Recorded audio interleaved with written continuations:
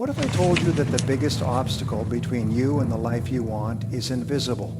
It's not your job, not your finances, not even your circumstances. It's the way you think. And the good news? You can change it, starting today.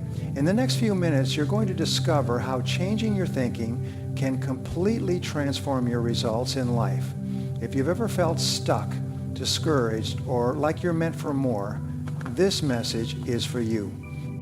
Step 1, when your thoughts shape your reality, everything in your life, every decision, every action, every outcome begins with a thought. Your thoughts are like seeds planted in the soil of your mind. Whether those seeds grow into flowers or weeds depends entirely on what you choose to nurture. When you consistently think in a certain way, your brain begins to form patterns around those thoughts. It starts to filter your reality to match them. If you're always expecting things to go wrong, your mind will seek out problems to prove you're right. If you believe you're unlucky, unworthy, or incapable, your subconscious will subtly guide your behavior to align with that belief without you even realizing it. Think about the way you interpret events in your daily life. Two people can go through the exact same experience, yet walk away with completely different feelings about it. Why? Because perception is shaped by thought. One person loses a job and sees it as failure. Another sees it as a fresh start. Same event, but their thinking determines the meaning. And that meaning shapes their next move. Your brain is constantly scanning the world for evidence to support your dominant beliefs. It's called confirmation bias. This is why what you believe about yourself, about others, about the world, ends up becoming your reality. You attract what you think about most, and you move toward what you focus on. Your thoughts also directly influence your emotions. When you think empowering thoughts, you feel motivated, hopeful, confident. When you dwell on fears, doubts, and negative expectations, your emotions follow. You feel stuck, anxious, maybe even hopeless. And those emotions influence how you act. If you feel discouraged, you're less likely to take risks or pursue goals. If you feel inspired, you're more likely to push through obstacles and try again. In this way, thoughts become feelings, feelings become behaviors, and behaviors produce results. This cycle begins in the mind. It always has. Step 2, you become what you think about most. What you consistently hold in your mind eventually finds its way into your actions, your habits, and your reality. The thoughts that dominate your mental space shape not just how you feel in the moment, but who you gradually become over time. Your mind is incredibly powerful. It acts like a magnet, pulling you toward whatever it focuses on most. When you repeatedly think about success, growth, and possibility, your subconscious begins to adjust your behavior to support those outcomes. It makes you more aware of opportunities, more willing to take action, more persistent in the face of setbacks. The reverse is also true. If your thoughts are dominated by fear, limitation, or failure, those become the quiet instructions your brain follows. You might hesitate more, doubt yourself more, avoid taking risks because you've mentally rehearsed the worst case scenario so often they start to feel inevitable. Over time, this pattern becomes who you are, not because you're incapable, but because you've trained your mind to believe a version of yourself that isn't true. Repetition is a key part of this process. Whatever you think about most gets reinforced. It becomes the default wiring in your brain. Just like a path through a forest becomes clearer the more it's walked, your mental patterns become stronger the more you revisit them. If you're always thinking about how things never work out, your brain will solidify that belief and filter the world through it. But if you're constantly visualizing your goals, rehearsing success, and focusing on progress, even small progress, your brain will begin to expect success, and you'll start to behave in ways that make it more likely. This is why people who dwell on problems tend to find more problems, and people who dwell on solutions tend to find more solutions. The energy of your focus flows in the direction of your dominant thoughts. You start to talk differently, act differently, and even feel differently. Little by little, Thought by thought, you begin to shape not just your experiences, but your identity. You start becoming the person your thoughts have been training you to be all along. Step 3, change begins with awareness. Change doesn't begin with action, it begins with awareness. Before you can transform any part of your life, you first have to understand what's really happening in your mind. Most people go through their day on autopilot, thinking the same thoughts, reacting the same way, and making decisions based on beliefs they've never stopped to question. These mental patterns are often so ingrained that they feel like truth. But the reality is, many of these thoughts are just habits. Repeated ideas you've absorbed from past experiences, authority figures, or society over time. They're not facts, they're stories. And awareness is what gives you the ability to rewrite those stories. The first step in changing your thinking is learning to observe your own thoughts without judgment. Notice the things you tell yourself throughout the day. Are your thoughts empowering or limiting? Do they push you forward or hold you back? Begin to pay attention to your self-talk, especially in moments of challenge or discomfort. That inner voice, the one that says, you're not good enough, or you always mess things up. That voice has been on repeat for so long, you may not even hear it anymore, but it's there, shaping your confidence, your decisions, and your direction in life. Once you become aware of these thoughts, you can start to question them. Where did this belief come from? Is it helping me, or is it keeping me stuck? Awareness creates space between the thought and the reaction. Instead of automatically believing every negative thought that pops into your mind, you begin to examine it. You get curious instead of reactive. And in that space, you gain power. The power to choose a different response, a different belief, a different path forward. This process isn't about perfection, it's about pattern recognition. The goal is not to never think a negative thought again. The goal is to become so aware of your patterns that you can interrupt them before they spiral. You become the observer of your mind, not a prisoner of it. And as your awareness grows, so does your control over your life. You start to recognize which thoughts are yours and which were planted by others. You begin to separate your identity from your programming. And that's when real change becomes possible. Because you can't change what you don't first recognize. Step 4, upgrade your mental software. Your mind operates much like a computer. It runs on a set of instructions, beliefs, assumptions, and mental models that determine how you interpret the world, respond to situations, and make decisions. These mental programs were installed over time through repetition, experiences, upbringing, education, and the environment you were exposed to. Some of these programs serve you well. They help you navigate life with clarity and confidence. But many of them are outdated, limiting, or completely inaccurate. They no longer fit the person you are today or the life you want to build. And just like any outdated software, if you don't upgrade them, they begin to slow you down, crash your progress, or prevent new features, new possibilities from running at all. Upgrading your mental software starts with identifying which beliefs are no longer useful.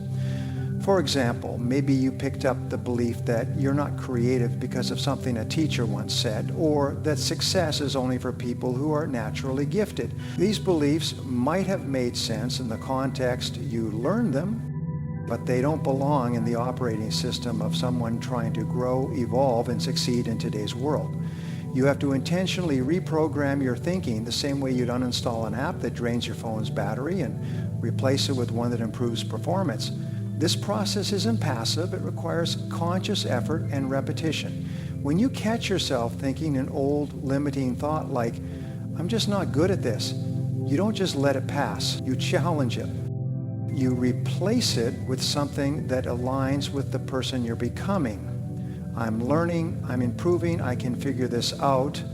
These new thoughts may feel unnatural at first because your brain has created strong neural pathways for them yet. But the more you use them, the stronger they get. You're literally rewiring your brain to think in new ways, and over time, those new ways become automatic. Books, podcasts, mentors, courses, these are like software updates. They expose you to new perspectives, tools, and strategies that your current mental operating system might not include. When you engage with new information that stretches your thinking, you're installing upgrades. You're giving your mind new commands, new data, and new frameworks to solve problems and make better choices. It's not about pretending things are different than they are. It's about giving your mind a more accurate, more empowering map of reality.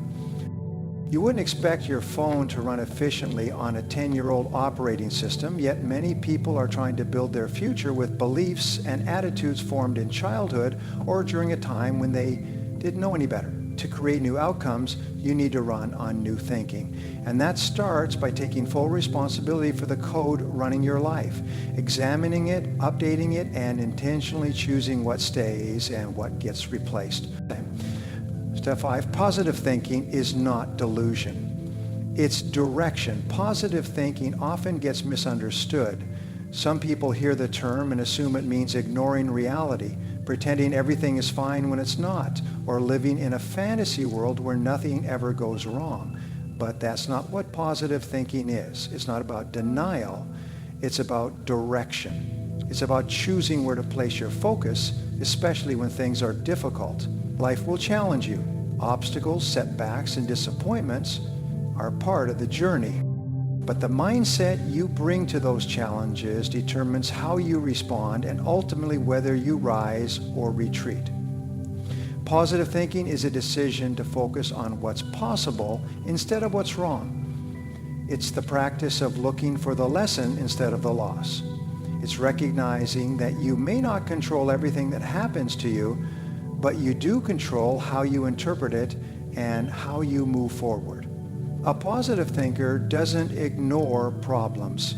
They acknowledge them, then ask, what can I do with this?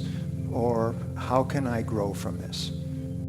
That mindset creates resilience, which is the ability to bounce back stronger after adversity. When you think positively, you're not pretending things are easy. You're reminding yourself that you are capable, resourceful, and able to figure things out.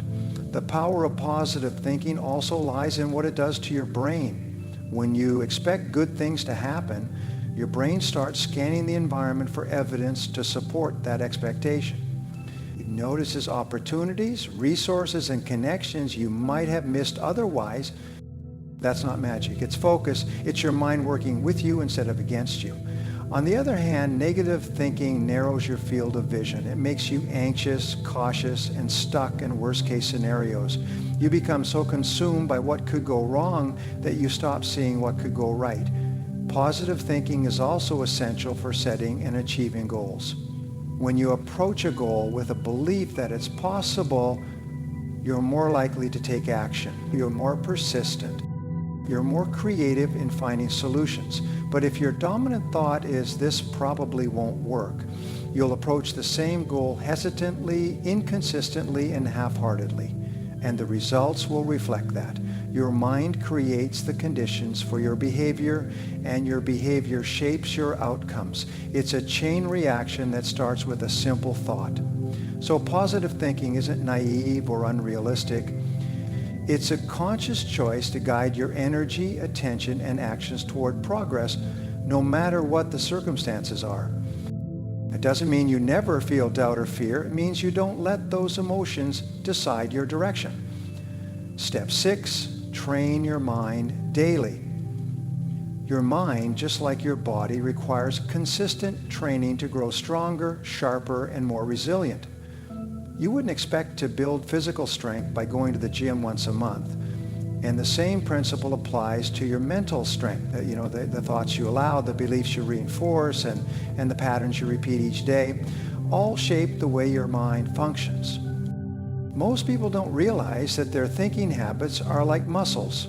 They either strengthen or weaken depending on how often they're used and in what direction they're trained.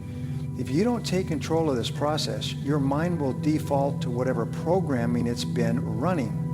often based on fear, doubt, and limitation. Training your mind means becoming intentional about what you feed it and how you direct it. It starts with your daily inputs. What are you reading? What are you listening to?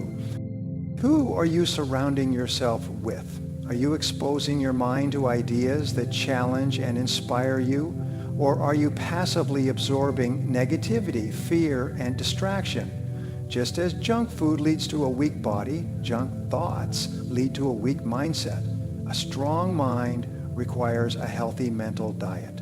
Books, conversations, affirmations, podcasts, environments that nourish your thinking and support your goals. It also means practicing mental discipline. Your mind will naturally drift toward the familiar, the easy, or the fearful unless you train it otherwise. Discipline is catching yourself when you slip into worry or self-doubt and choosing to redirect your thoughts. It's practicing gratitude instead of complaint. It's visualizing success instead of replaying failure.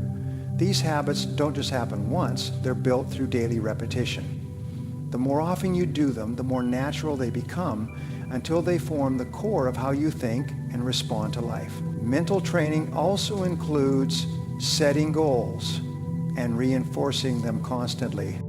When you have clear goals and revisit them daily, you give your mind a direction. It creates focus, motivation, and a filter through which you make decisions.